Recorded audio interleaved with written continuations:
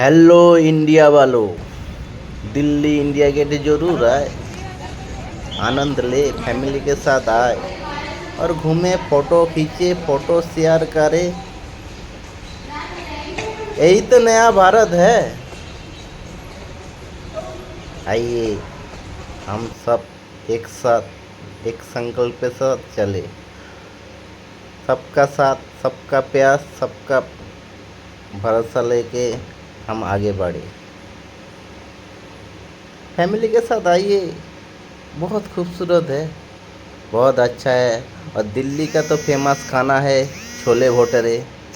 आइए छोले भटूरे खाइए और आनंद ले।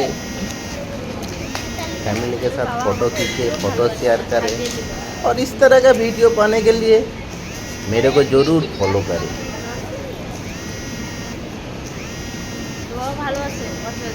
और लाइक, कमेंट, शेयर ज़रूर कर दें।